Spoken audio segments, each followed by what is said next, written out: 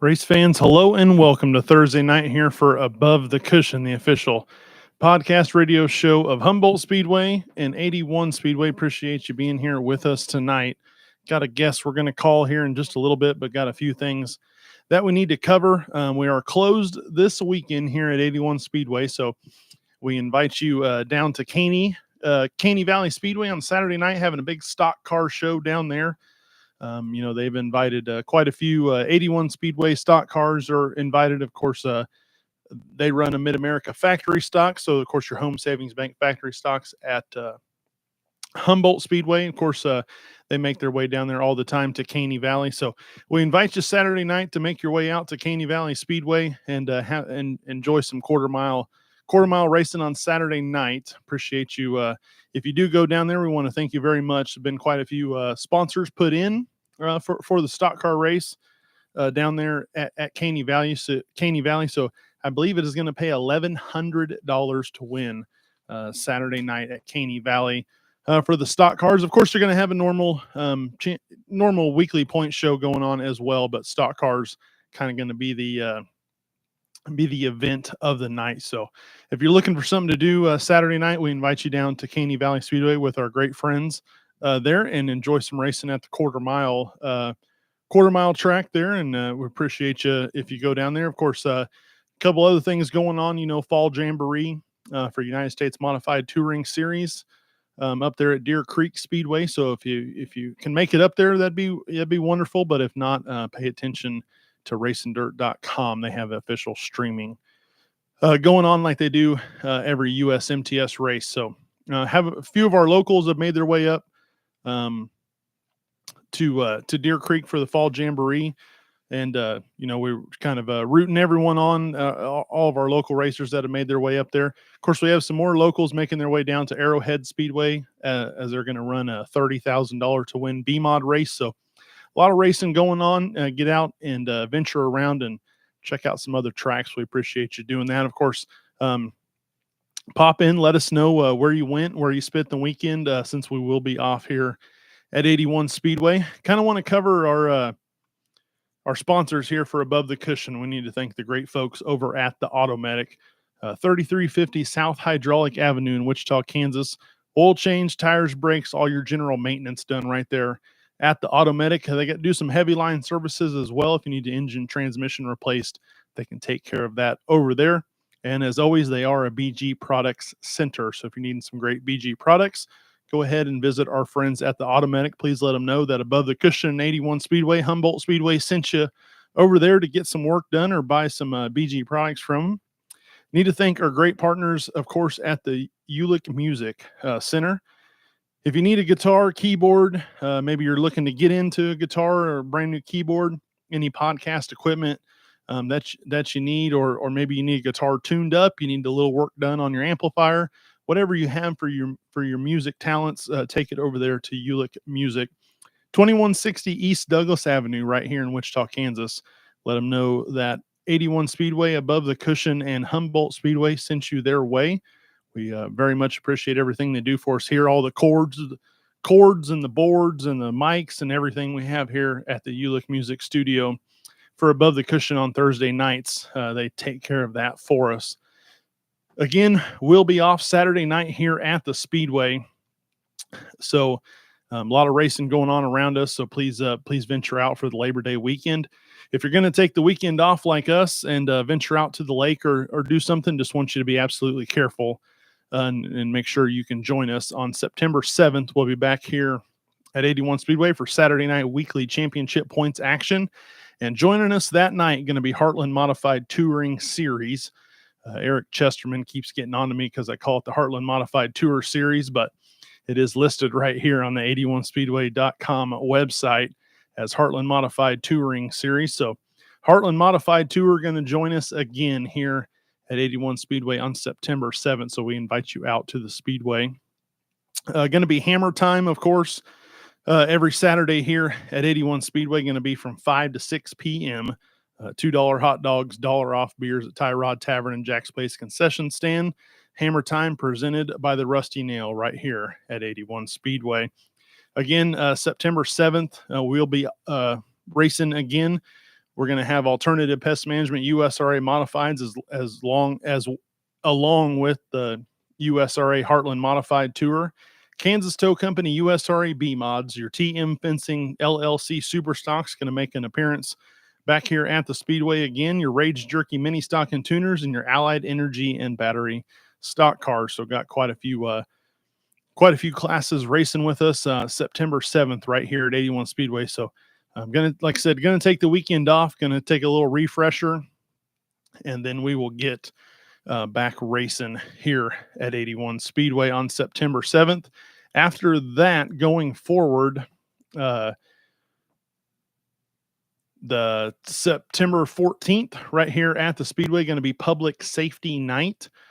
We will see our Alternative Pest Management USRA Modified, your Kansas Tow Company USRA B Mods, JLR Property Management 316A Modifieds are going to visit us again after they've had a few weeks off.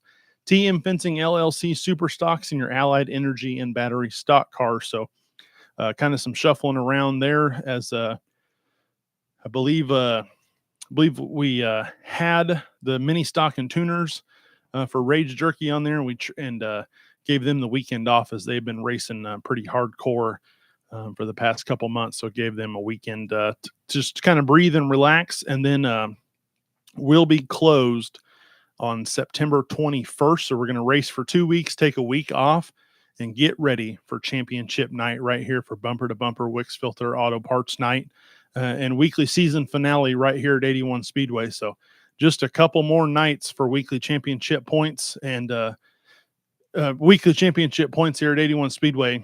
Of course, after championship night, we were going to have the Super Stock special presented by Broadway Truck and Auto, the Twister City Enduro, and we will have the Power Wheels race as well. That'll be an absolutely fantastic night. So Power Wheels race. So if you're into the Power Wheels racing, get your rig together, get ready to go. If you're an enduro racer, please make sure you're paying attention, get registered for that one, get your car built, do what you need to do. We need to think it's going to be the Twister City Enduro presented by Broadway Truck and Auto. And of course, your TM Fencing LLC Super Stocks will have their Super Stock special at the end of the year. So that race is going to be absolutely fantastic. Of course, points off the line. It's all about the money. So you never know who's going to show up, what's going to happen. It's going to be an absolutely fantastic night. If you are looking, we're looking for a partner for the Super Stock special here at 81 Speedway. So please reach out to JR Katie, GM John Allen, Jeremy Heim, anyone in the advertising or anyone here at FOE Enterprises. If you're looking, we're looking for a partner in the Super Stock special. So if your business is looking to do a little advertising, we'd invite you to be part of the Super Stock special, and we can talk to you. Please contact us about that. We're going to take that's going to be October 5th for Super Stock special, the Twister City Enduro and the Power Wheels race. That's October 5th. We're going to close October 19th and get ready for the 4th annual Modified Spooktacular presented by RacingDirt.com right here at 81 Speedway. Again, USMTS will end the year and their championship season here at 81 Speedway. We will have JLR Property Management 316 Modifieds and your Allied Energy and Battery stock cars. Again, points out the window. Points championship racing will be complete. It's all going to be about the money at the end of the year here at 81 Speedway. So, just a few more nights to catch us here at the Speedway, and we hope that we see you out as much as we possibly can. Don't forget, going to be off tomorrow. If you're just tuning in, thank you for spending your Thursday night here on Above the Cushion.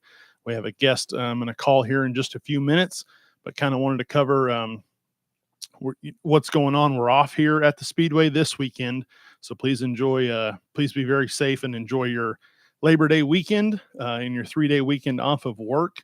We will resume racing with Heartland Modified Tour and weekly championship points on September 7th. So kind of looking forward to that. We're trying to wrap up some details for the banquets. We're not done racing here at 81 Speedway. So, we are done over at Humboldt. So trying to just wrap up a few little details and get some stuff out. So please be paying attention to the Facebook pages. We'll get all the information out as soon as we can. and make sure that everyone is informed. We can get your tickets. We know how many people are going to be there. It's going to be an absolutely fantastic night for both of the banquets here for Humboldt Speedway and 81 Speedway. With that being said, we're going to dial up our guest here. Looking forward to this conversation. Racing legend, been around this parts a long time, won a lot of late model races. Of course, late models one of my big things. So we're going to dial him up right here. Larry McDaniels going to be on above the cushion with us.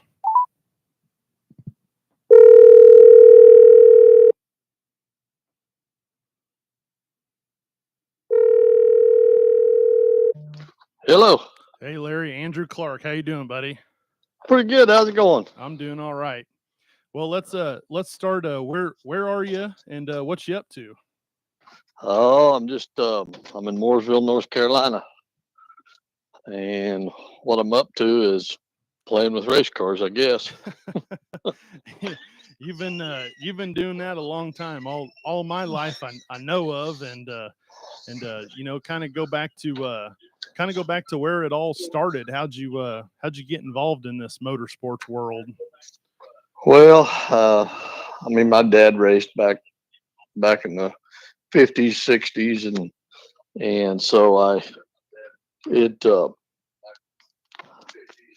kind of went from there. You know what I'm saying?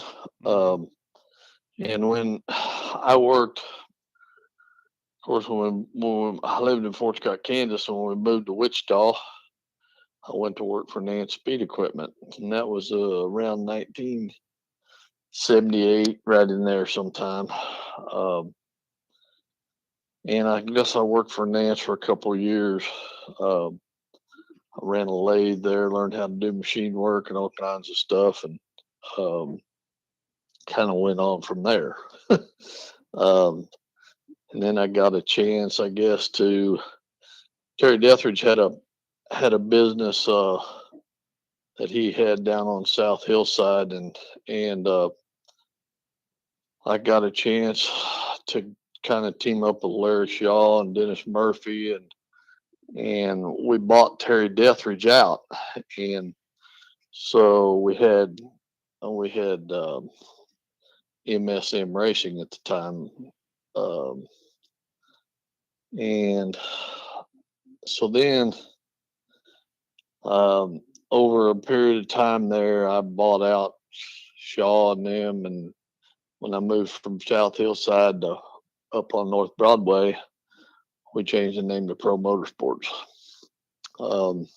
Yeah, we had Dethridge on the show. It's been about a month or so ago, but we talked about that because my recollection of that, it was just M&M. I didn't know he brought up the MSM. I didn't know anything about the MSN. I just remember the M&M. Right.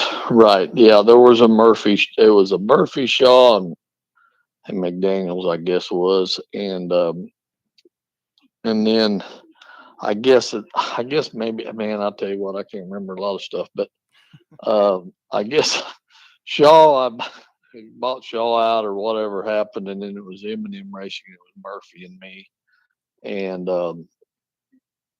then over some years there, when I moved to North Broadway, that's when we made it Pro Motorsports. Now you changed things up there. You're not just doing the business thing at this time. You're racing as well. So, what kind of cars are you racing? What does the racing landscape look like?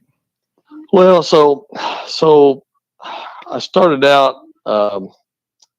I had my own stuff in, like, I guess 1974 was probably maybe our first year, and I got out of high school in '73, and I might have raced a time or two in '73,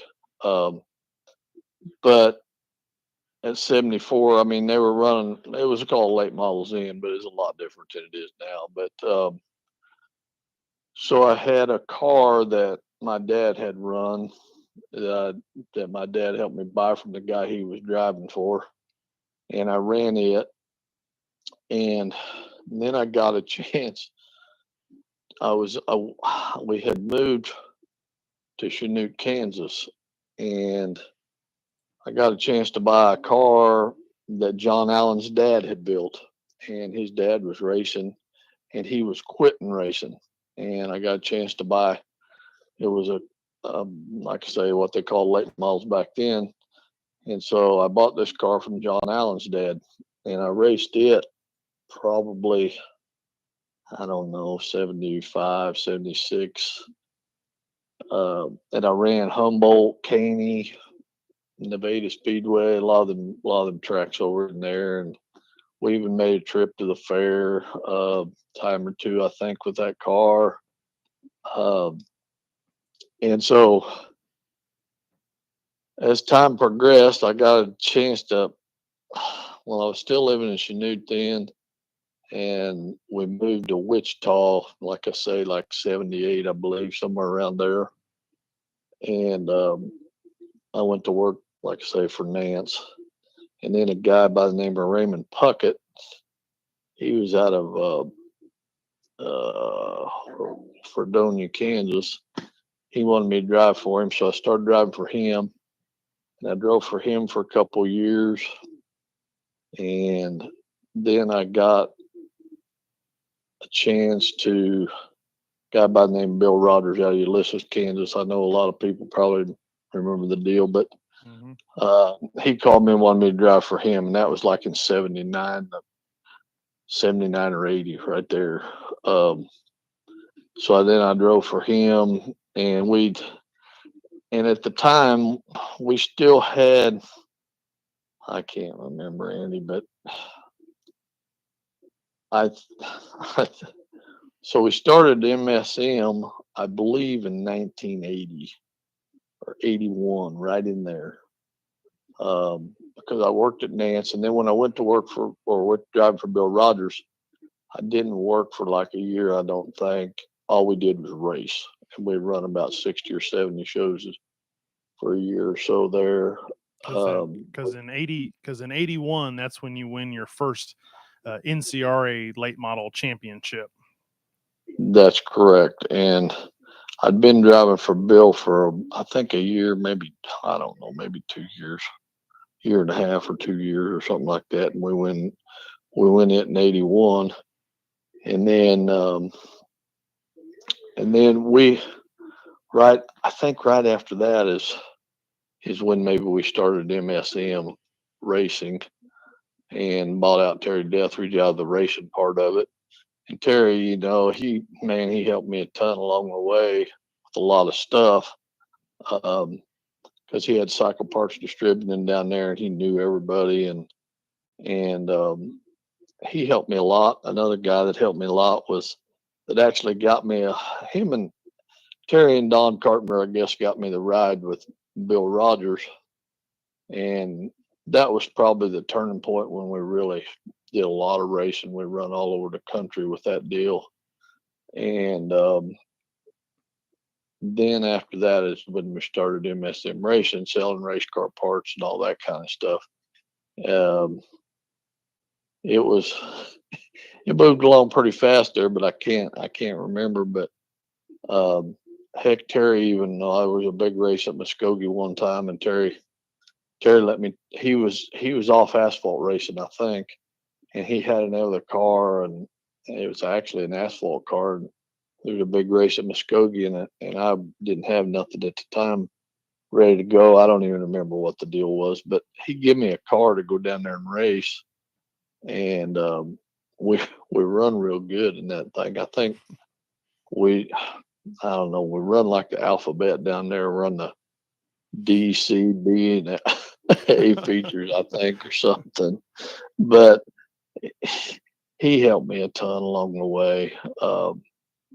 But yeah, I mean, there was a lot of people helped. I mean, it it it all it all went pretty fast. It really did. And in the meantime, your uncle worked for me. You worked for me a while. I don't even remember the years that you was there or whatever. Yeah, You're early 2000. Yeah, we're early okay. 2000s. I Okay. was down there I selling couldn't parts. remember. Doug, he was always with me. He'd Yeah. been with me since about, well, how me and Doug really got to know one another was when we moved to Wichita. He lived about a block away from me in Park City, Hmm. and he was racing too. He had like a, I don't remember what he had. I can't remember all that stuff. Early But early '80s would have been like a was it a early sports? '80s would have been like a, yeah, thumper stock car sports, maybe a sportsman in there. Yeah.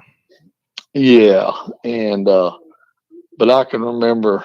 I mean, me and him, man, we were like, I mean, he was, I mean, we were a block apart there, and he was always at the house, and we worked on cars and all that stuff. But Doug is another one that he helped me the whole time, all along the way. I mean, probably, probably more 25 years, I would say. Yeah. It was a You long know, time. yeah, it was a long, long time. 81, you win the first NCRA championship. Larry Phillips, who we just I was part of racingdirt.com for the memorial over at Monette a couple weeks ago, but he wins it in 82, and then you pick it up in 83.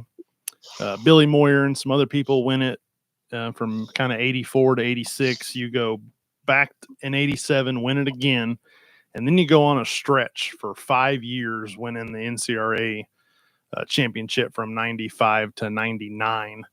And I want to say 99 after that year, that's when that's when Lonnie Smith gets his wild idea, and when we're going to take the roofs off and go Toro racing. That's right. That's right. For sure. Kind uh, kind of, Lonnie's been gone from us for a while, and I try to talk about him as much as I can and keep that alive, because really the Toro thing, that was kind of a revolutionary type of racing. It was different. It took just the roofs off of the late models, but it was a different look, and people loved it. How did the conversation happen when, because when I was working for you, he'd just show up every once in a while and kind of hang out or go to lunch or whatever. But I know that it probably happened. He got down there to the shop, and you guys got to talking, and all of a sudden we got a racing series. yeah, and going back, going going back, I got to give a lot of credit to all the Smiths. The Smiths, when I moved to Wichita, of course, I didn't know anybody, and I happened to be become friends with them, I guess you would call it, and they kind of, because I didn't know anybody or anything, and they kind of took me under their wing, and heck, I would. There was a time or two that Delbert would have a football game, high school football game when they was racing at 81, and he had a simulator. I can't even remember what. I guess that's what they called them back then. He had a car that, and I'd drive it for him every now and then while he was at the football game. So yeah, backing up. So then, I mean, we were all really good friends. I mean, and we raced together, and I don't remember exactly how that deal all started. I There was a little bit of a hiatus there where maybe NCRA didn't have enough. We didn't think they had enough races or something, and we decided. Lonnie said, maybe I want to promote some races or something, and I said, well, if you think you want to do it, go ahead and do it, and I'll try to race all of them I can for you. So that's kind of how it went, and Lonnie, he was probably about the. I mean, he was one of my best friends. I mean, when Lonnie left us, it was like I lost my brother. I never really had a brother, but I guess you could say I lost my brother. Mm-hmm. Um, so it was quite a deal, and I miss that dude every day because, man, I mean, we talked a lot. I mean, but so anyway, yeah, he fired up Tor, and at the time there wasn't none of that stuff going on where everybody took the roofs off, and so it was kind of a novelty thing, and it worked really good because the fans liked it, and it was something that was different than anybody had seen. So it worked a lot. It worked really good, you know. Sure did. Yeah, I think there was four four full seasons of that. You pick up a couple championships, a lot of wins over in racing the Torah, and of course had a couple challenge races. There was a couple Torah versus NCRA or NCRA versus Torah, whatever side you were on at the at the time. But it was just it kind of really like brought a kind of kind of a new fresh breath of late model racing, kind of back around every um, we see Tim Echeverria here at the racetrack quite a bit, and Uh-huh. there was a Yep. lot of people, that like Tim, they're modified hot shoes, and the Torah deal's going, and the NCRA is going good, and everyone starts getting late models out. Everyone, I mean, the field just grew and grew and grew. It was a good time for late model racing. Oh, the '90s was the best time for racing. Period. As far as I'm concerned, of course, that's when I was doing a lot of it. So, but the '90s, there was you could race about any time. You had MLRA that raced late models around. I mean, there was just a lot of stuff going on. Um, talking about back with the NCRA and Torah and all that stuff. Sea Ray and them, I mean, I ran every NCRA race up until that time that they had the late models. And of course, 81 Speedway was my home track. I mean, and I raced, in the 80s, we run NDRA, which was National Dirt Racing Association. We run a lot of that stuff. We run a lot of just specials, we didn't. And at the same time, we had a car we raced at 81 that was sportsman cars back in them days. Mm-hmm.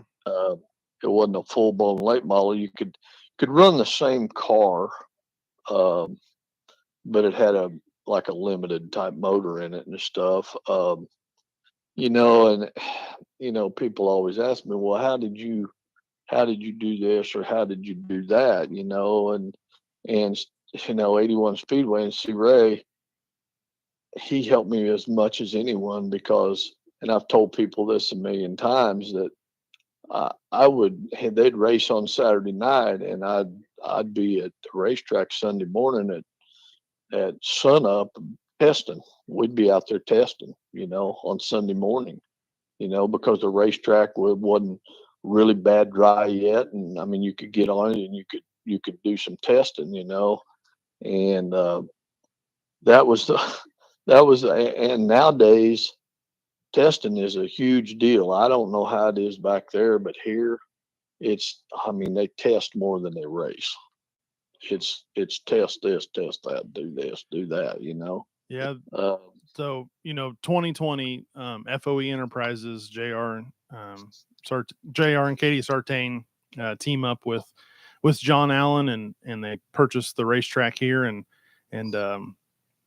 kind of just a different. There's not as many open test sessions that there was, and there's mixed feelings about it from a business standpoint for FOE Enterprises.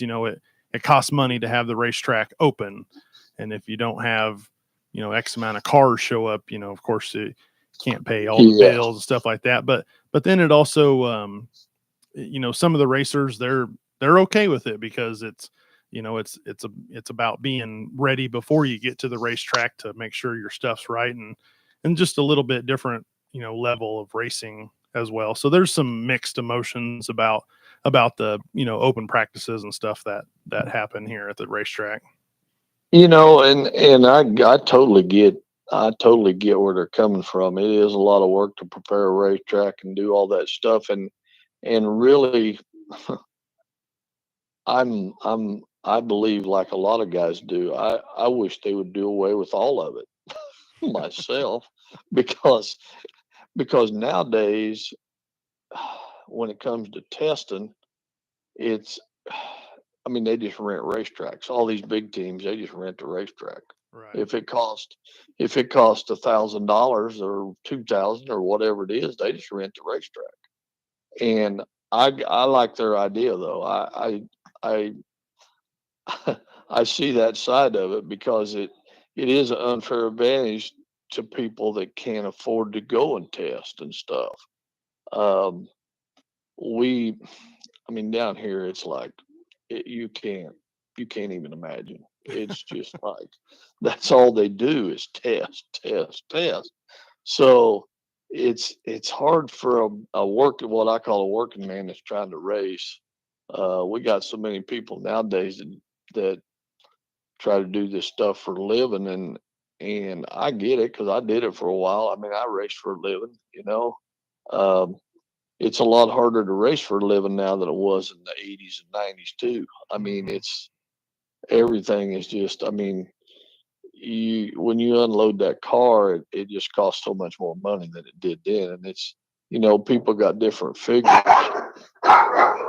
People got different figures on how much it does cost to unload a car, Right. I mean, it's like, um, so it's crazy anymore how much testing goes on, but I like their idea. I wish every racetrack was, if every racetrack was like that, then we'd have a level playing field. I really, I Yeah, do. we for Humboldt Speedway, of course, 2022 FOE Enterprises purchases Humboldt Speedway, so both racetracks are under the FOE banner. But they have kind of the same thing. You can rent the racetrack, and you. I don't know all the figures. They have certain dollar amounts. So if you want a Sure. prepped racetrack, it costs this much. If you just want to come out and run some laps, it costs this much.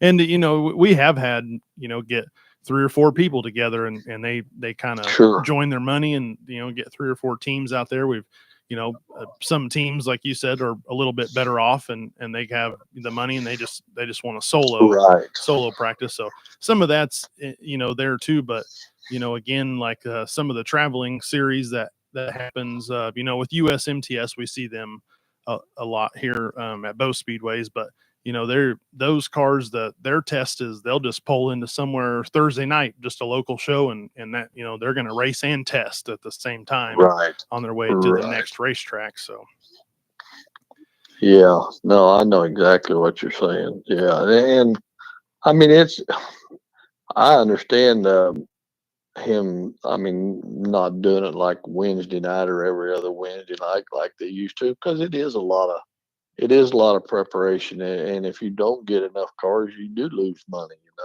I mean, today's today's world, and they don't have, every now and then down here, a racetrack will have it maybe once a month or something. mhm. They'll do a night where you can go practice or whatever, but it's not very prominent down here at all that they have a practice, like they used to at 81. I mean, it's just a different time. It's Right. everything, everything just costs so much more that it's hard to do that. um Um, Kind of going back to the racing stuff, mainly late models. You set in a few modifieds here and there for some special event type stuff. But what was it about the late model that just was felt like home? well, I did do a little super modified racing too. Back in the day, used to run what they call super modified, which was 100-inch car. Like they ran them at 81 for years and years, and they ran them at Tulsa and all the tracks. But we used to go to Caney, and um, that's when I was living in Chanute, and I had my own late model, and then I had my cousin Melvin Brown, which is Terry Brown's dad. He he had a super modified, and I drove it on the same night down there. So I'd run a late model and a super modified down there on the same night. Um, and we ran at 81 a few times in it, you know. But the late model deal was, I just felt like had more potential of being longevity. You know what I'm saying? Hmm. Uh, I just felt like, and I wouldn't. I don't know. I never did get real what I felt real good in the super modified stuff. I could jump in a modified and like a USMTS type modified or whatever you want to call it, and I could run them and be fine. You know, I mean, we did win. We won a big race at 81 in them one time, and but I could run them and be good most of the time. You know, but I think it's just whatever you grow up with, and I think that's what you're better at, you know, Hmm. because it just takes laps and laps and laps, you know. That's the thing. I mean, anymore it's hard for people. It looks like to me coming up because they don't get as many laps as what we used to because there's just not as many races, you know. Right. Um, we think there's a lot of races nowadays, and there is a lot of races. Don't get me wrong, but it seemed like back you your normal person back in the day could run more races because it didn't cost as much. You Right. know, Yeah. that's the deal. Fuel. Yeah. That's Diesel to get there, and yeah, race just car yes. fuel just wasn't as high as No, it is now. that exactly. You know, when you worked for me down there, we'd sell 110 for $3.50 a gallon. Now it's over $10. Them guys, them guys would raise hell if they had to pay $1.75 for some methanol. Oh yeah, exactly. Yeah, yeah. I mean, gas was 3.50 and methanol was $1.50. You know, it's like now gas is over $10 and methanol's what, 7 or 6 Yeah, or it's something. You it's up know? there. There's not much of a gap anymore like there used to be. No, Everyone thought it was cheaper to run methanol, but you run through twice as much of it as you do in gas. And that's yes, exactly. You know, it's yeah. So that's why I mean it is. You know, people that race, it's just harder to be able to run as many races and stuff as we used to. You know. I mean, um, if you race one time a week or twice a month, now it's like we could run 6 times, you right. know, back in the day. You kind of started out on with MSM. You're running Shaw cars, and Yep. then you go to the Bullet cars, and then kind of progress through GRT and stuff. Talk about working with some of those manufacturers. You know, do you at some point have a say in how the chassis gets built, or maybe your car's a little bit different? You know, kind of talk about the relationships you had with the chassis manufacturers. We know when we was with Shaw, you know, and I was young. I mean, I didn't know a lot about it. Um, I mean, we came from cars like the car I bought from John Allen's dad. It was a stock frame car. Okay, so then when we got into the Shaw cars, they were just a stock front clip that of it, to start off with. They had a stock front clip on them, and everything else was tubing. But you didn't really, I mean, they didn't have a lot of engineering. What I say, like now, there's so much engineering and stuff that goes into this stuff that we didn't have that in those days. Um, It was, yeah, this is the where I believe that we think this is supposed to go, so we put it there, you know. Um, I mean, and then as we progressed along, um, the bullet cars I actually sold probably more bullet cars than anything I ever sold. It was just at the time and it was when I had the first 4 bar car that Bullet Ray Callahan ever built. Um, and he sent it. We brought it to Wichita, and I mean, we won almost. We ran late models, but I had two cars that ran most of the time. But we run sportsman cars out there, and I can remember starting dead last in a 20-car field of sportsman cars at Wichita and winning the race several nights.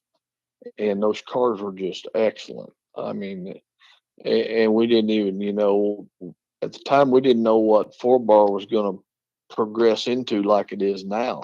Right. But it was, I mean, this is in the '80s, so I don't know, it progressed along, but you kind of had what the car builder put out there with me because heck, I got a high school diploma. I don't know nothing. I don't know nothing about engineering these cars.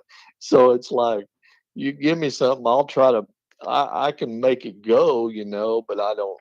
I mean, it was one of them deals that you just made it go by what you felt. Nowadays, I don't know. I see so much of this stuff. I live 8 miles from Longhorn. My house is 8 miles from Longhorn chassis, and the stuff that you see going on is I don't e- I don't know. I don't understand. I don't even understand how they're doing it. I don't. I mean, you put these cars out the door, I mean, daily for 50, 40, 50, 60 grand daily. I mean, it's it's never ending, and it's been that way. It's like I just don't. I mean, I kind of get some of it because they're racing for a lot more money than what we raced for back in the day. I mean, you don't you never see them cars run for less than 5 grand, and most of the time it's at least 10 grand. Right. So I kind of understand it, but um, I, it's just I don't know. I don't know. It's something to see if you ever get down there. You come look me up. I'll take you to some sites that you'd stand back and say I don't get it.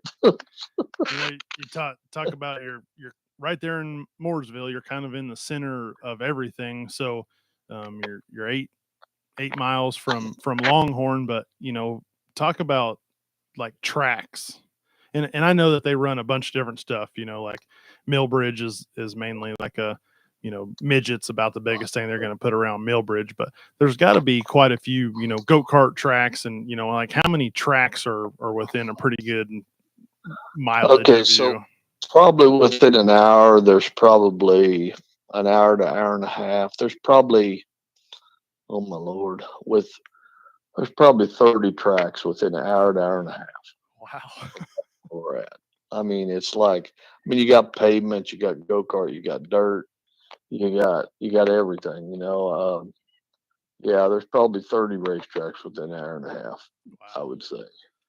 Um, and probably it's about half and half as far as pavement dirt or pavement and dirt. Um, it's I mean they race.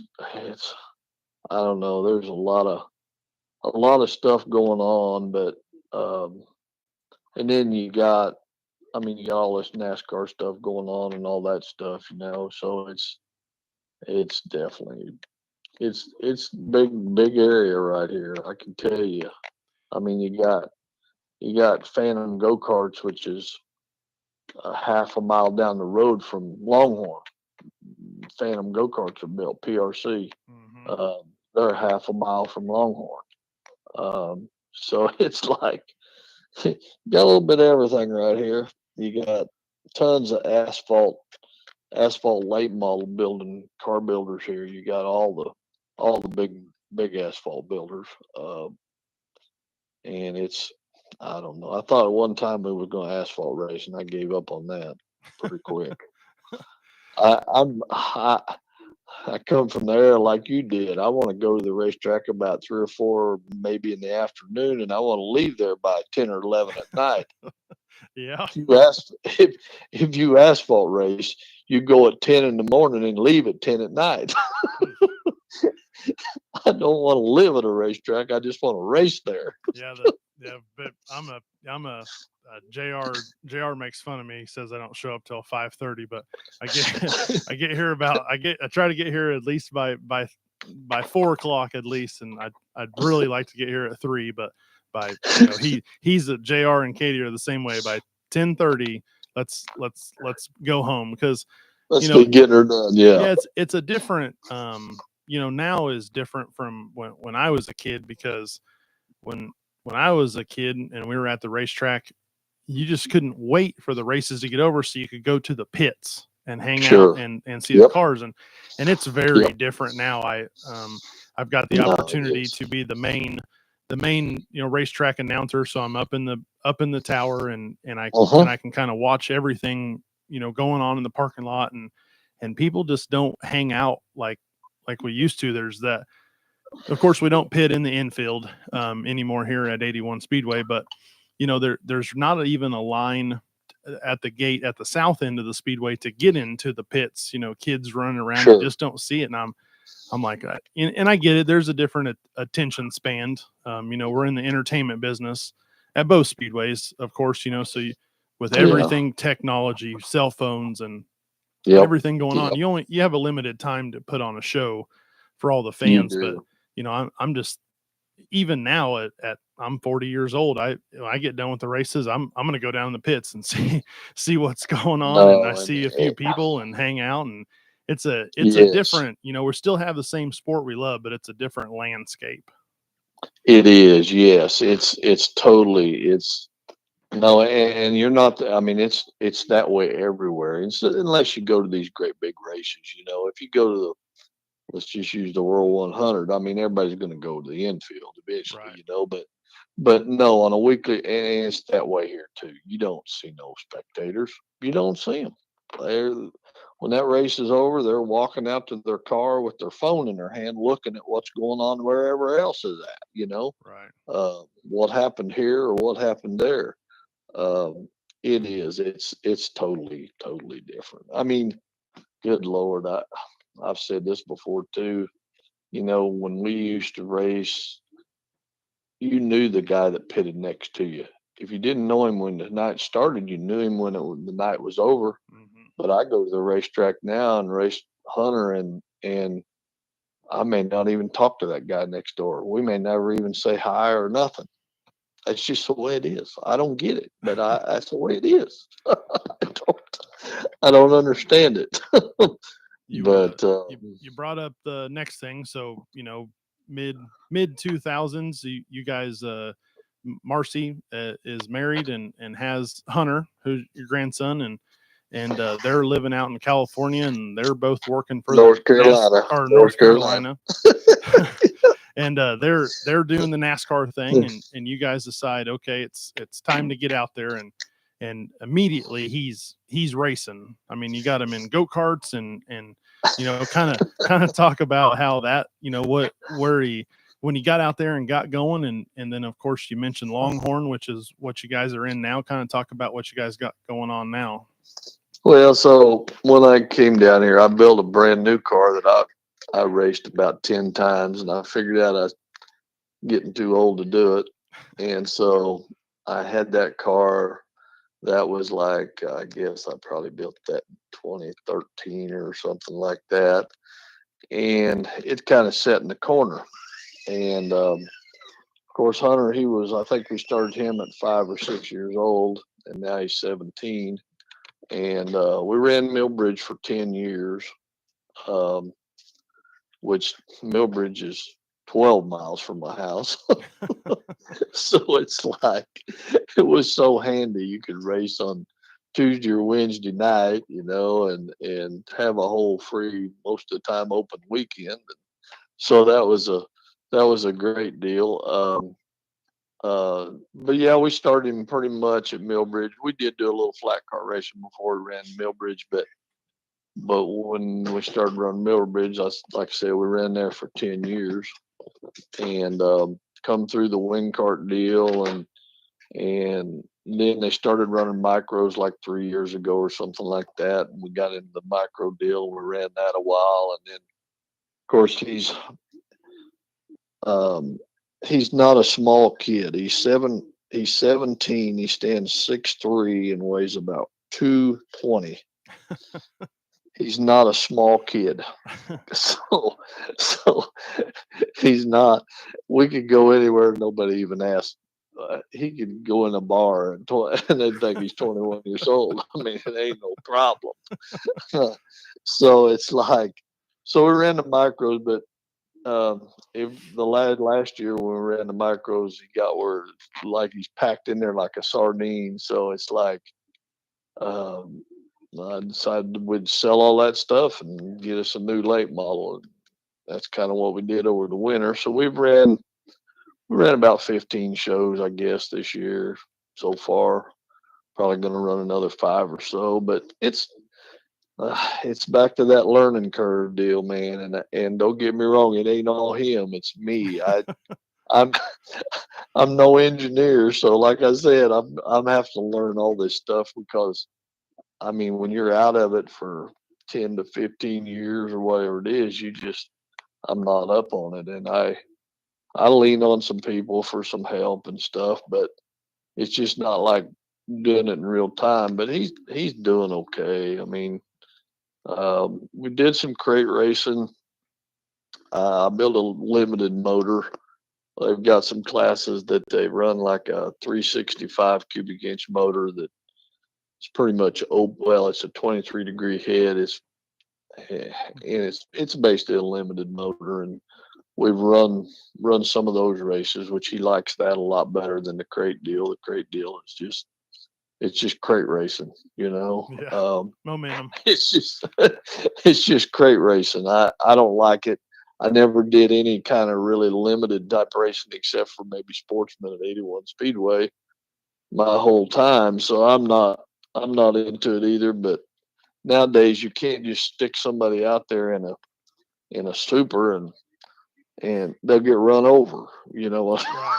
Yeah. I mean, so you got to have a little bit of learning going on. But we're progressing right along. It's pretty good. He does okay. Um, but yeah, I don't know. I see all this stuff here, and it's like people don't even understand how all this works until you get here. I had no idea. I mean, I mean, you see these kids, all these 14, 15, 16-year-old kids, they're running all these races. Well, how do they do it? Well, it's all about the money. I Mm-hmm. mean, to run a weekly race program at Hickory Motor Speedway on the pavement, it costs $10,000 to $15,000. That's what it cost. Oof. And I mean, somebody pays that. I'm very, very good friends with a couple of them guys that rent out cars, and I mean, at Millbridge to run a micro for, let's just say Daniel Suarez come to Millbridge and he run a micro that night, cost $2,500 to $3,000 to run that Renting a micro. car.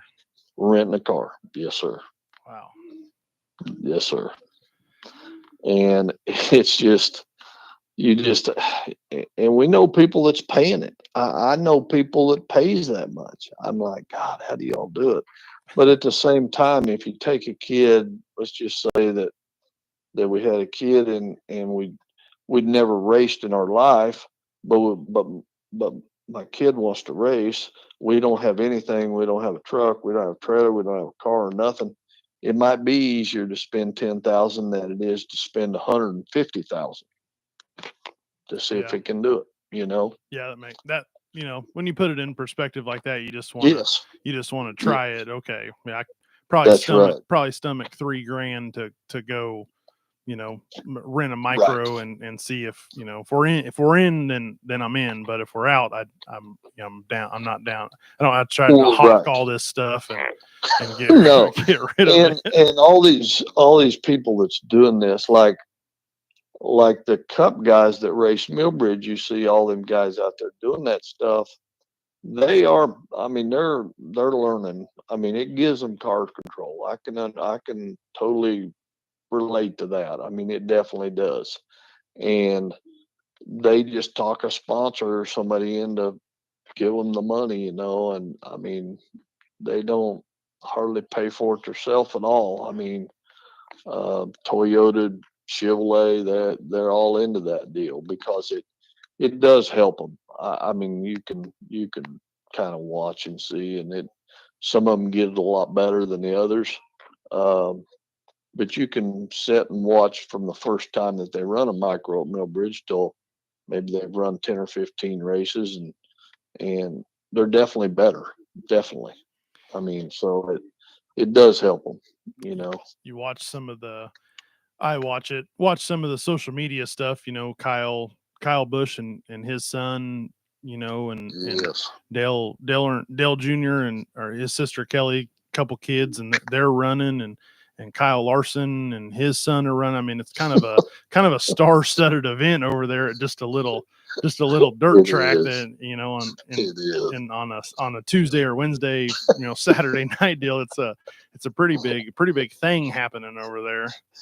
It is. I mean, to run on Tuesday night at Millbridge, there's 110 entries there on Wow. Tuesday night, and that's in four classes.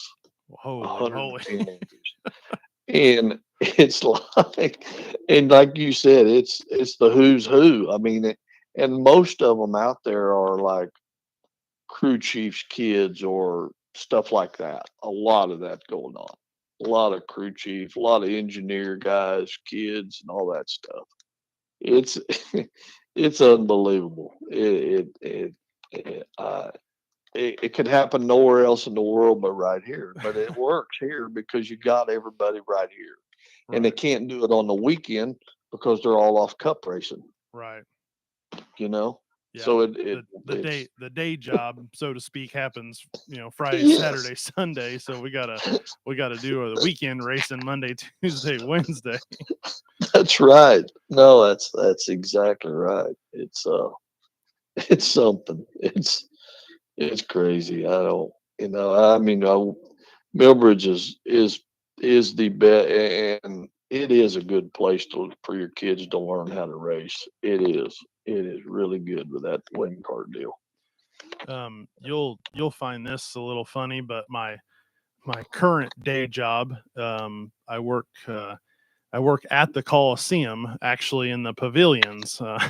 So my You're kidding. What do my you do? so I work for the National Institute for Aviation Research. They have a big machine shop, a CNC machine shop, and my office, where my team, my production team, and my office is actually in the old go-kart racetrack building. so Really? so Really?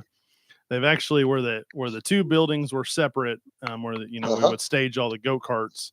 That's Yeah. that's all closed in. It's all one continuous building now. It's just one long huge building. But yeah, every day, go to work at the at the I'll be there. at the Well, I racetrack. knew that. I knew that aviation deal had bought that whole deal, right? Did Yep. they buy that whole deal? I knew that, but I didn't know what all went on there. I guess I just never had to ask anybody. And Yeah. I kind of always, I wondered what you do. I didn't know what you did Yeah. for sure. Yeah, so yeah, aviation. So the National Institute for Aviation Research, which is part of Wichita State University. So I'm employed by both Okay. Wichita State University and NIAR. But yeah, they Wow. inside the Coliseum they do a bunch of aviation testing research, and then Really? in my building, our shop, we make Hmm. airplane parts, make testing fixtures. We kind of do just whatever. But yeah, we Okay. get to kind of reminisce every once in a while when people when people come in there and they want to do something, and I'm like, well, this is what this building used to look like. And well, how do you know that? And I'm like, see where we're standing, this was Victory Lane right here for the go-karts. but So, but that's huh. I wanted to talk about the go-kart thing because ran the Turkey Classic Oh yeah. over Thanksgiving Oh weekend, yeah. and man, you talk about 110 cars on a Tuesday at Millbridge, but man, you guys would bring 700 carts, 700 entries into a weekend Yes. of kart racing. That's pretty wild stuff. It is. I mean, and man, I tell people all the time, we don't know how good we had it back in them days because everything was just a lot more affordable than everything else, is what I look at it. And we could draw people from everywhere. I mean, and the really the brainchild behind that was Dell Lamb. Hmm. And we lost Dell some years back, but Right. Dell was the brainchild behind all that deal. He just, um, me and him were really good friends, and we got to talking one day, and he knew that I knew everybody at the Coliseum and was doing auctions and stuff out there, and he said, "What about doing an indoor race?" And I'm like, "I don't know. Let's see what they say."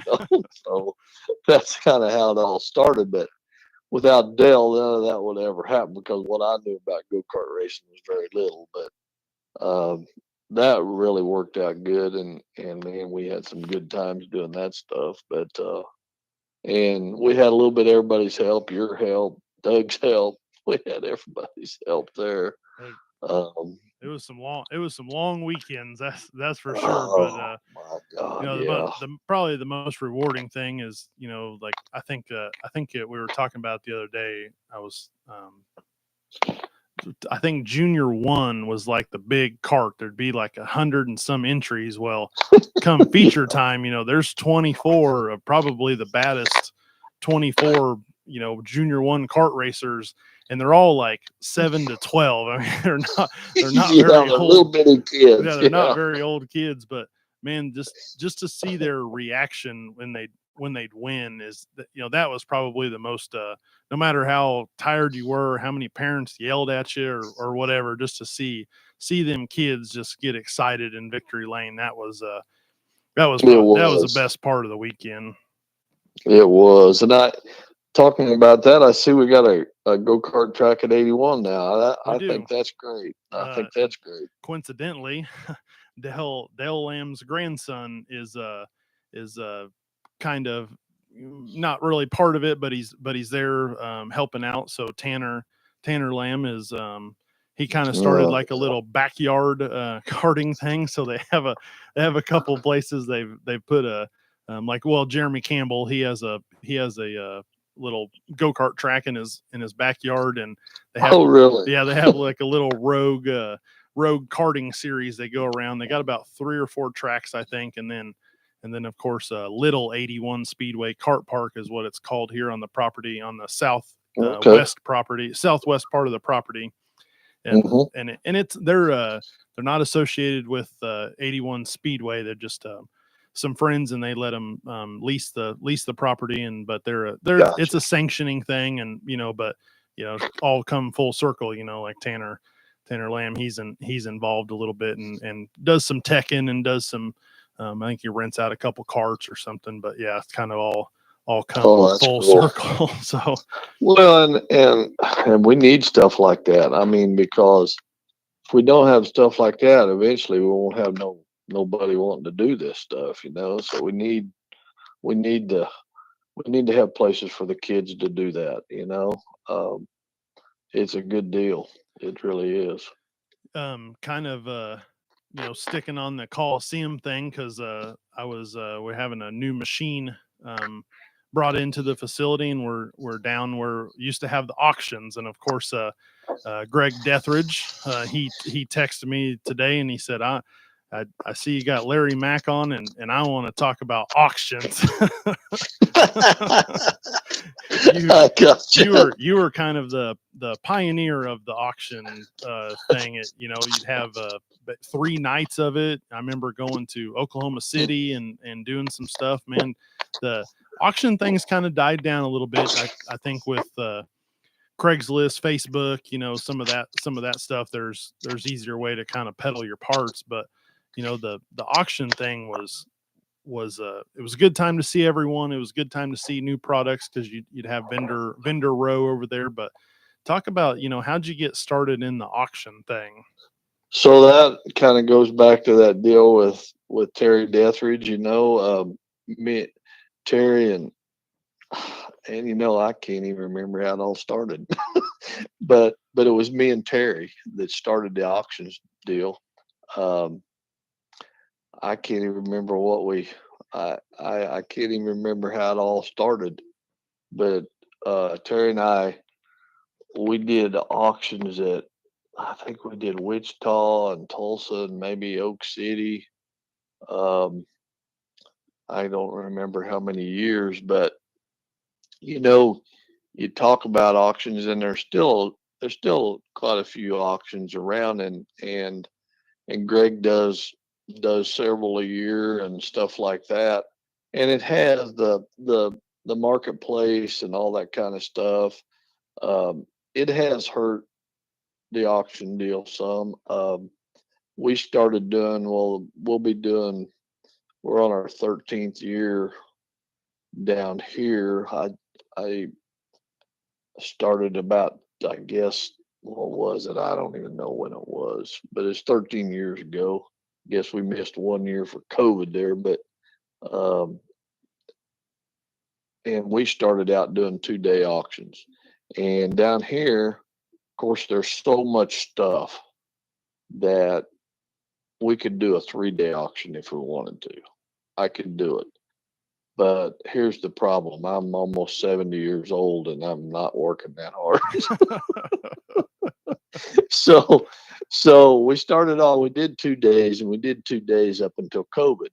And when COVID hit, um, after we went back to doing them after COVID hit, I just said, let's just do 1 day. Let's just do a 1-day auction. This because like kind of like you said, it's neat to get everybody together and do all that.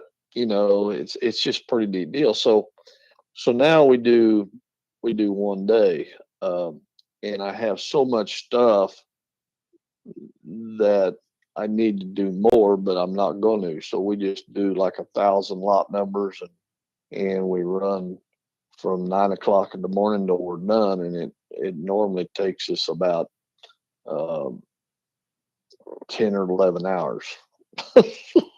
And, So and you're getting a mix of asphalt, car, everything, dirt. I mean, you're just, yeah. I've seen it. I've yes. seen it.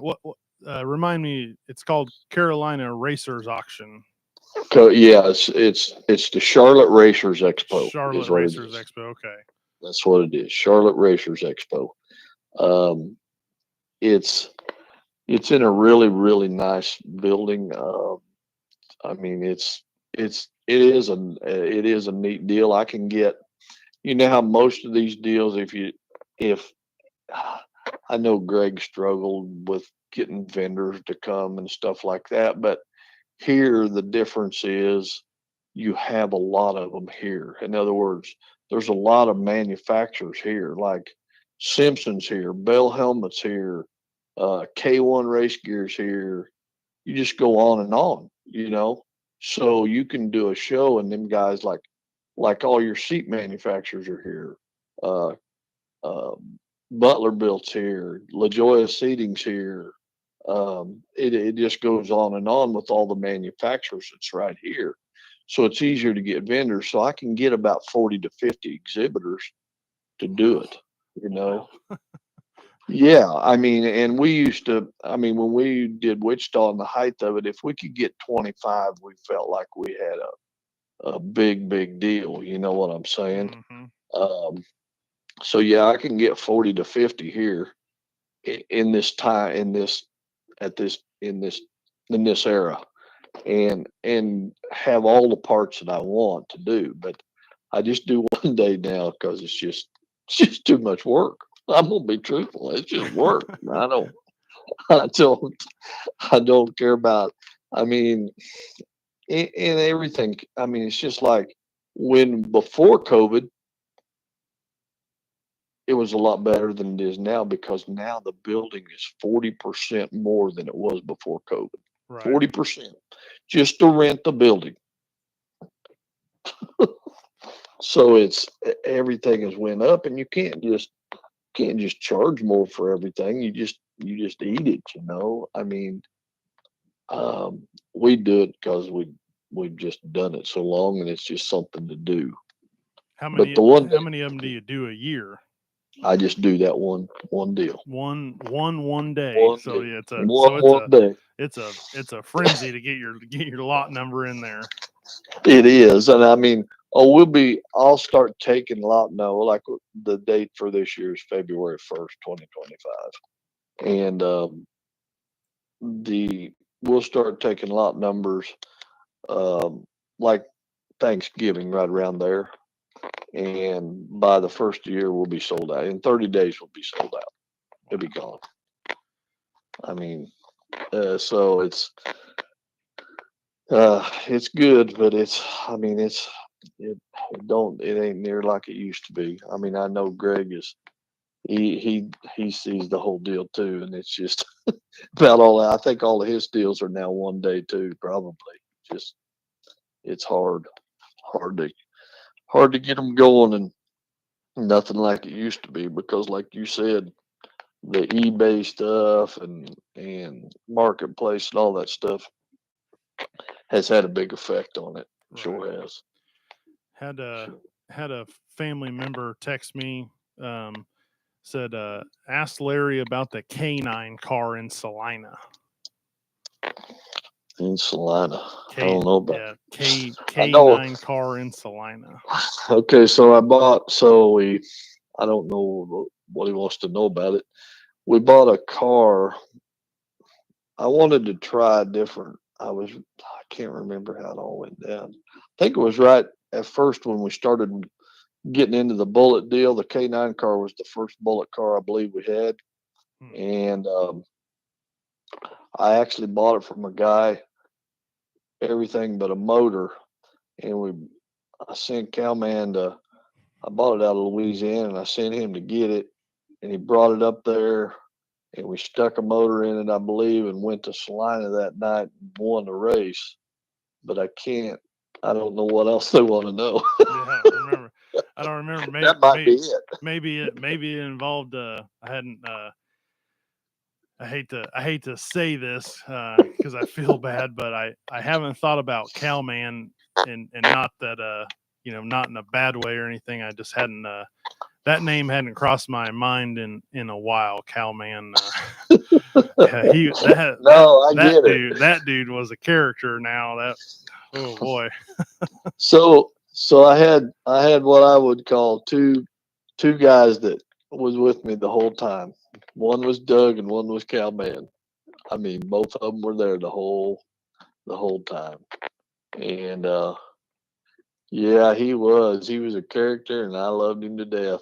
Man, it's it's it was good times all the time. I can tell you, it was good times. I could, if I needed a motor picked up in Florida, I'd say, get in the truck and go to Florida and pick us up this motor, and he'd get in the truck, go to Florida and pick us up this motor. you know, You gotta you'd have to watch how close it was getting to winter time around here because he might go down there and get your motor, but he wouldn't come back Never till come back. February. That's right. Exactly. Yeah, he wanted to stay in Florida in February. That's for sure. All winter, basically. He wasn't no. You didn't like that cold weather, which nowadays I'm about the same way. You get out here and it's not that cold weather. It ain't very good anymore. Um, Another thing at the Coliseum is the little track on the outside. The grandstands are gone, but the front stretch catch fence is still there, and the announcer's tower is still there. Is that right? Yeah. Wow. I guess the front stretch wall and the catch fence is there, and the announcer tower and the lights they're all still there, but they kind of it's all of course still fenced off, and but they kind of use Sure. it as a dump site. They put rock or dirt or whatever. How did that come? How did that thought come in that you were gonna build a racetrack and race micros So and go so karts?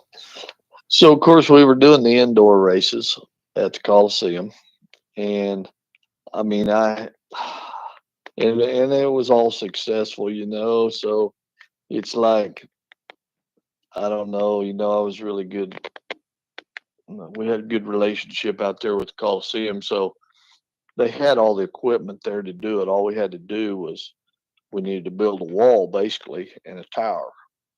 So I think we drummed up some money from some sponsors and stuff, and we just poured our own wall. Of course, the county owned all that, so they had they had stuff to build a wall with. That wasn't no big deal. We just had to pay for the concrete. Hmm. So we built the wall, put the bought the fencing and put all that stuff up. The big deal was we didn't have any electricity right there, and they wasn't big on running electricity out there, but they had this huge generator. I don't know if you remember seeing it.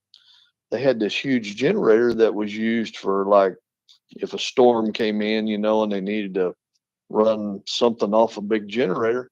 So we just brought that big old diesel generator out there. We brought that out there, and I mean we put up lights and all that stuff, and we ran a whole deal off that big old diesel generator. I don't remember the generator. You don't remember No, it? I don't Yeah, it remember was that there. one. It was there. Big old diesel generator sat out there and while we was racing. Hmm. Um, and what we done, it wasn't in the infield. We'd set it off like turn two behind that guard. Is that guardrail and stuff still out there? We had a No, guardrail in the backstretch. no, that's gone. Yeah. That's gone. Okay. Hmm. So anyway, we set a generator over there, and God, I can't remember that guy's name.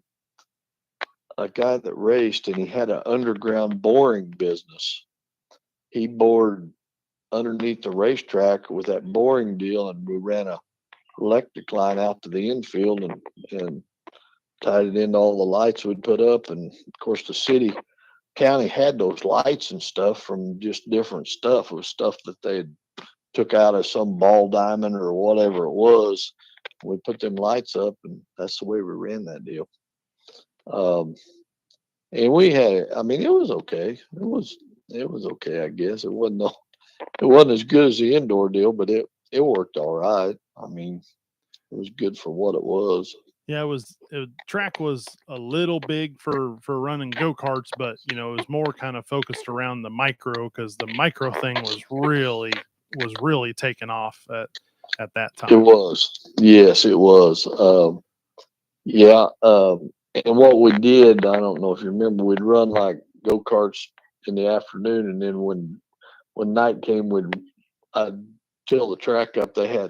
You had all the equipment. I mean, I learned how to run a road grader there and do all the track maintenance myself. Because you had all the equipment right there because the county owned all of it, Hmm. Um, so yeah, the micros, it worked out good for that.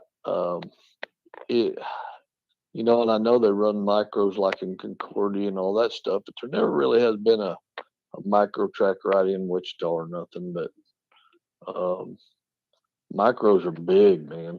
I mean, you go to Oklahoma, there's probably more micros down there than there is anything. It's Yeah, crazy. there's a couple tracks that run.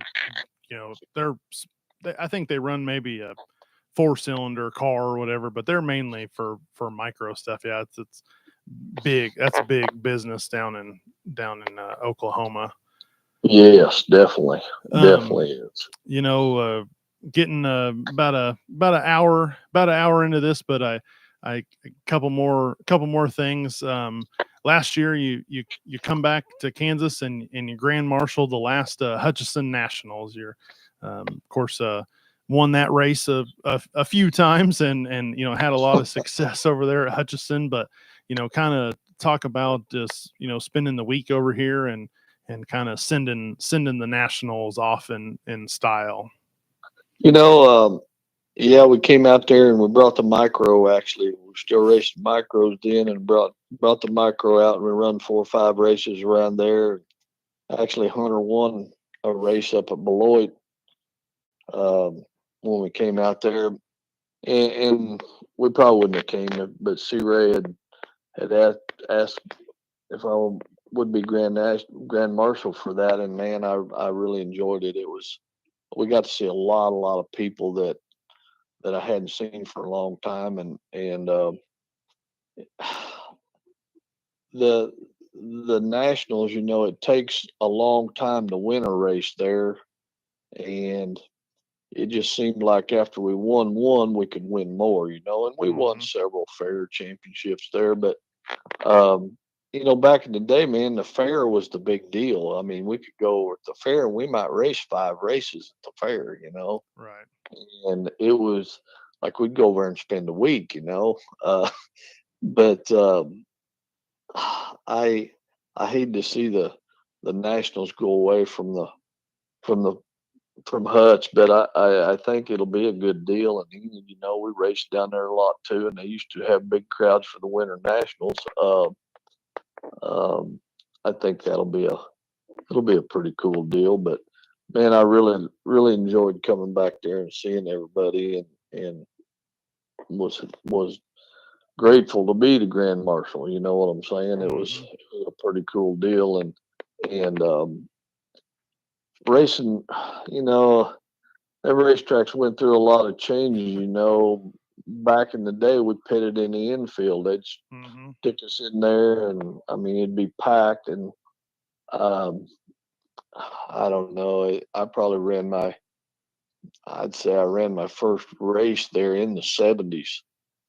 I mean, so it was um, kind of a bad deal to me to see it all go away. And I'm glad that they are running some races over there. I hate to see the thing get tore down. Uh, we hate to see any racetracks go away. We don't need that happening. Oh yeah. Down here, down here, they close them up all the time. Seems like down here, Mm. uh, they lose some of them and stuff. But no, that was a great deal. I mean, it really was. The next thing I wanted to just touch on would be remiss if we didn't bring it up because you guys raced together, but we lost Scott Bloomquist a couple weeks ago, and the picture I posted for the ad for tonight's show. You and him are side by side, Yeah, and probably the '80s, but just character for sure. He's got a lot of one liners that people like to post, but just a real true champion. And Scott, just wanted to kind of get some thoughts. you know, I I raced with Scott some, not a lot. But I mean, we did race together. My first race with him, I can remember it was in the '80s, and we were at Cedar Lake Speedway, and there's a group of us standing there talking, and this guy comes driving in this great big rig, and I didn't know who Scott Bloomquist was. I don't think everybody standing there even knew who Scott Bloomquist was. But he jumped out of this rig.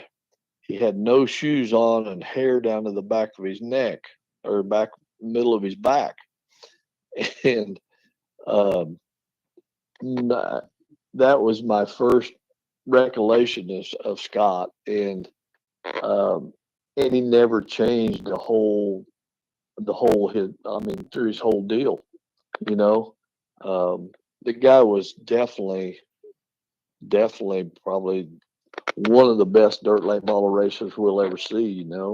Um, and it's it's it's just a sad deal. The whole deal is just a sad deal, and we hate to we hate to lose anybody. You know what I'm saying? And Hmm. I mean, there'll be a void where he was, and we're gonna.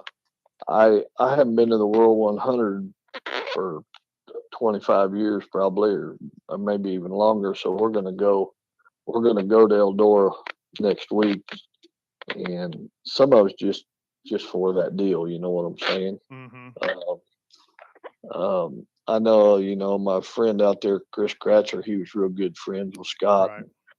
Um, and I don't know, it's just you hate to see stuff happen. It's just one of them deals, I guess. But yeah, there's going to be a big void in the late model world, and I don't know, it's and we talk about it all the time. It's getting harder and harder for you see him out there racing, you see Billy Moyer out there racing, you see.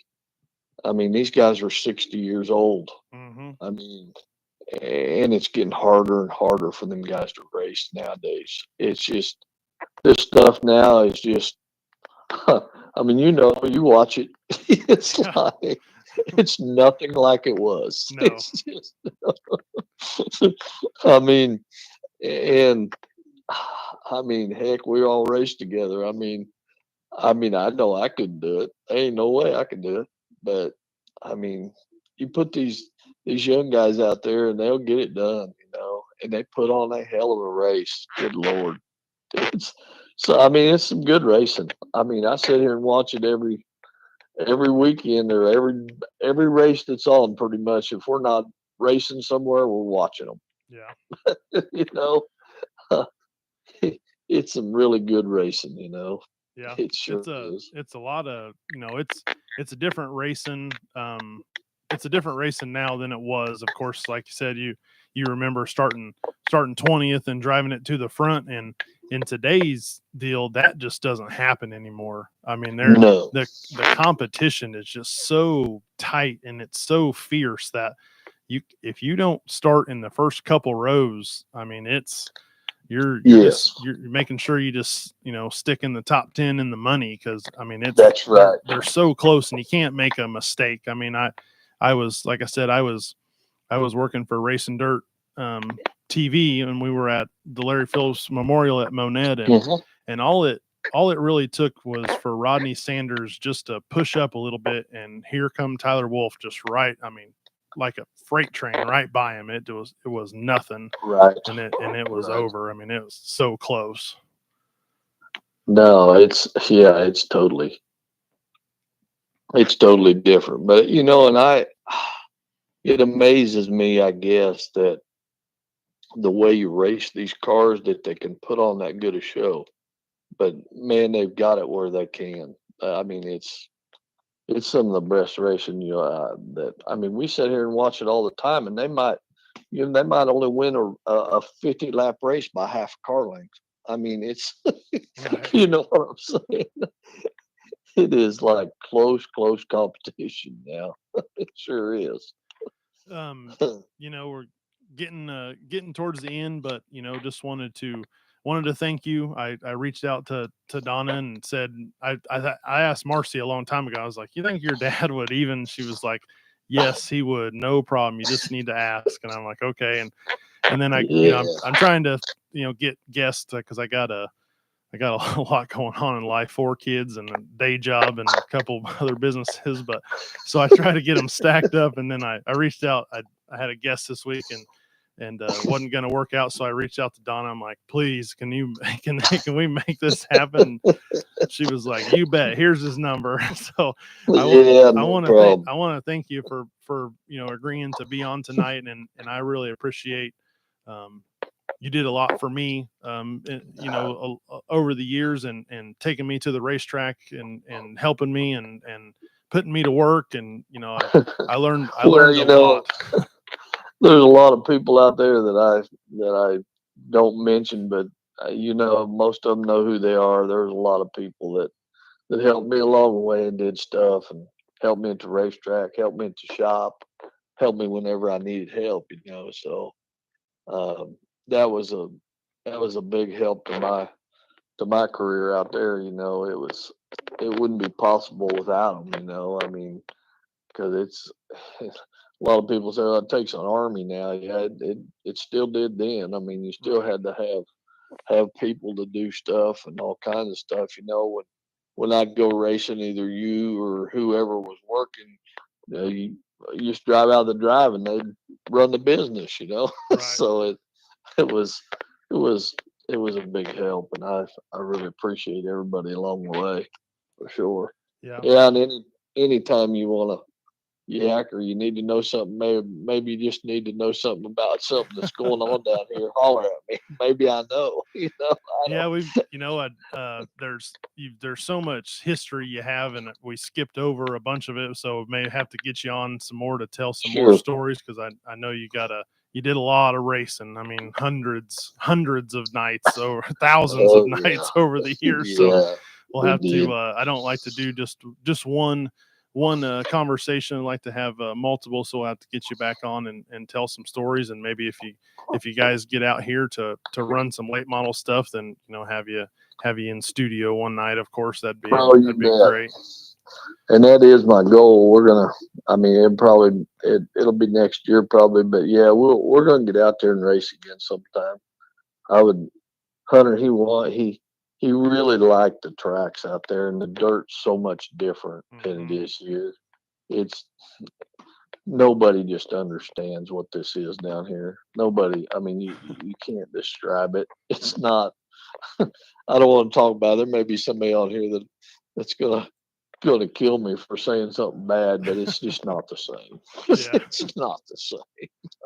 I come back there tomorrow and race any day. Well, It's just we get the World of Outlaws late models here at 81, and I know they're working on some late model stuff over for Humboldt Speedway as well. So we'll have to you have to just yeah. watch, and we'll keep in communication. Maybe you guys can tow out and have a late Catch model have a late model deal at maybe both tracks. We like to set them up back to back. We run over to right, Humboldt on Friday night, and if we have a big series, we try to get them a two nighter. So right. Yeah, and Humboldt was a place that I Humboldt Canyon was a place that I cut my teeth on. So yeah, man, it's like that was awesome. Of course, there was a racetrack. Remember at EH Center too, and I kind of run all mm, three of those way back in the day. So yeah, yeah, no problem. yeah. We're gonna come out as long as I'm still alive. We'll be out.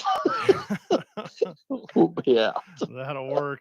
Well, hey man, I really appreciate it, and I know the fans for Above the Cushion, they appreciate the stories, and miss seeing the 50B out there on the track, of course. Well, now thank you for having me, and tell everybody hi out there. I will. I appreciate it, man. Okay, we talk to you We'll see later. you. Yep. All right, Bye. bye. Well, race fans, thank you for being here tonight. Thursday night for Above the Cushion, had a little chat with Larry McDaniels, the 50B. Of course, multi-time champion, hundreds of races won. Appreciate him for reaching out. Been family friends for a long time. Of course, I worked down at Pro Motorsports for Larry and Donna, and of course we mentioned in the talk that my uncle Doug, who we've had here on the show, worked for him for many years. I'd go racing with Larry. I'd work at the shop. I'd work the go-kart races at the Coliseum. I'd work the micro races at the Coliseum. I'd work the auctions, and I'd do it all. And I appreciate Larry for coming on, and we just touched on a few things that happened over his long career, and there's been hundreds and hundreds of wins, and still out there doing it. Not he's not racing, of course. If you listen to the story, he's got a grandson racing, but still kind of getting the late model deal going. So I appreciate Larry for taking my phone call and talking to us, and I appreciate his wife Donna for setting that up, and just want to thank everyone for tuning in Thursday night here for Above the Cushion. Every Thursday night live in the Uhlik Music Studio, presented by the Automedic. Appreciate everyone. As a reminder, we'll be off this weekend here at 81 Speedway, so we invite you down to Arrowhead, or if you can make it up to Deer Creek Speedway or over to Caney Valley. Really would love to have you down at Caney Valley on Saturday for a big stock car show that they're going to have down there. So pay attention to the Caney Valley Speedway Facebook page as they kind of do some updates going forward into the weekend. But on behalf of JR and Katie Sartain, GM John Allen, the FOE Army, everyone here at the Humboldt Speedway and 81 Speedway, want to thank you for tuning in to Above the Cushion on Thursday night here. Again, can't thank you guys for everything you do to support local dirt track racing, and we'll see you next week.